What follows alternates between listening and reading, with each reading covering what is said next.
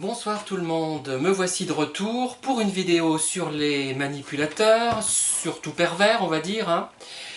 Et là, si je suis un petit peu débraillé, c'est que je reviens du jardin où j'ai ouvert 5 trous pour 6 rosiers. Enfin, j'ai pas encore ouvert le 6e puisque le 6e c'est un grimpant, Gloire de Dijon, un rosier célèbre et important, et j'espère que je vais réussir à le faire pousser. Enfin, j'en viens au vif du sujet au lieu de bavarder, et je vais aborder une question qui est importante puisque euh, quand on m'écoute ou quand on me connaît, on se dit que je suis du genre à toujours me poser plein de questions.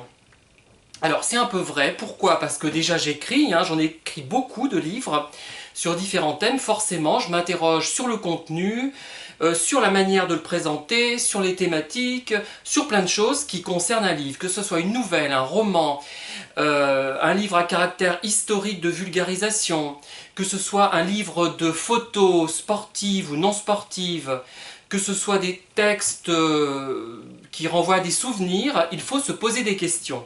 Donc je me pose les questions que je dois me poser, c'est-à-dire est-ce que c'est bien écrit, est-ce que c'est clair, est-ce que le vocabulaire est adéquat? Par contre, je me pose jamais la question suivante que je me posais autrefois, est-ce que ça va plaire à quelqu'un? Je m'en moque éperdument et d'ailleurs je m'en suis toujours un peu fichu finalement, et ce qui explique que je n'ai pas un gros succès, et voilà. Et en fait, ce que je veux vous dire, c'est que effectivement, quand j'écris, je me pose des questions. Quand je plante un rosier, je m'en pose aussi, puisque je me dis, il faut que je fasse le trou suffisamment profond et que je mette l'engrais qui convient. Par exemple, là, j'ai fait des trous de 30 cm au lieu de 40, parce que je me dis, bon, ça suffit, ça devrait suffire quand même, et en général, il pousse. Voilà. Mais sur les gens, je ne me pose pas tellement de questions, en fait. Ça paraît bizarre, vous allez vous dire, mais là, ils se moquent de nous, hein. Non, non, en fait, non.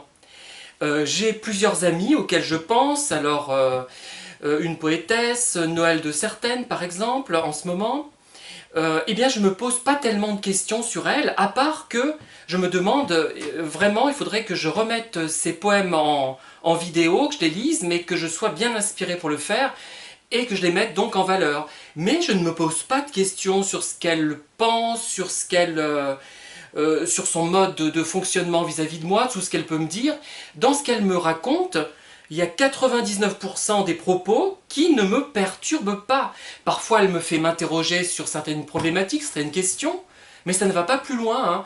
Et avec la plupart des gens, je ne me pose aucune question. Quand tout va bien, tout coule naturellement, en fait. Contrairement à ce que vous pensez, je vous vois venir, je ne suis pas du genre prise de tête quand il n'y a pas de problème.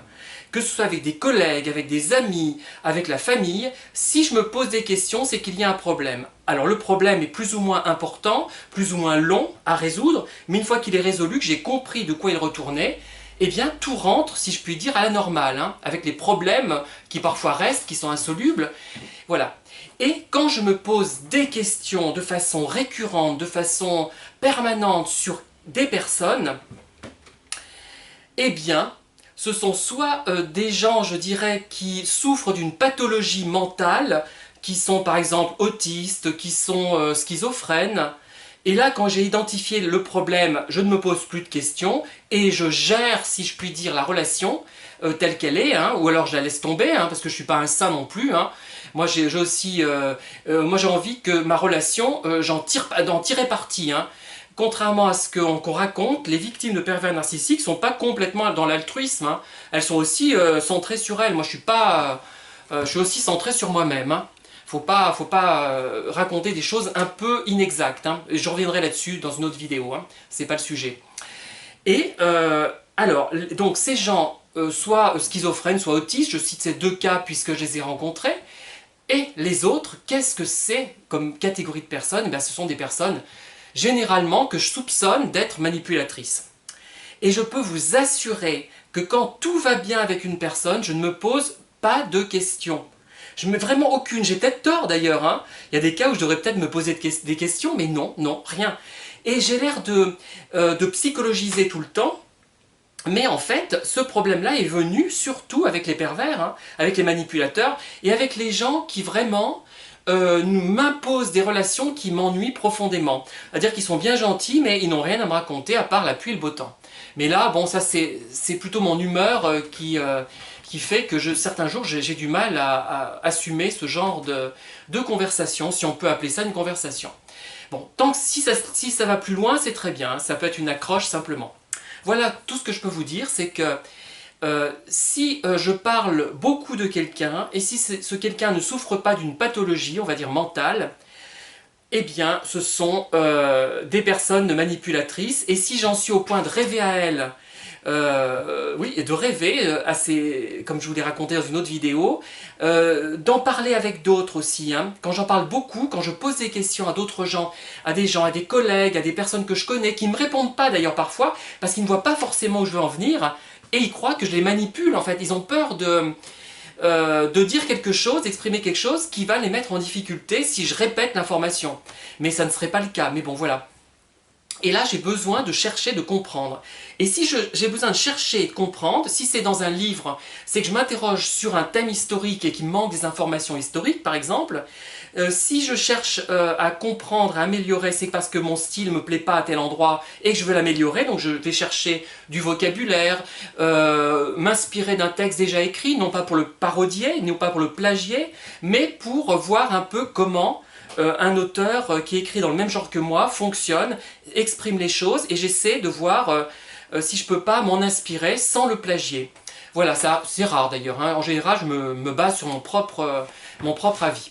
Alors donc, vous pouvez en conclure pas mal de choses sur les questions que je me suis posées, et sur notamment les collègues de travail dont j'ai parlé dans des vidéos un peu anciennes déjà, et le roman policier que j'avais entamé lors de 3 vidéos, et donc pour moi il n'y a plus vraiment de doute. Hein.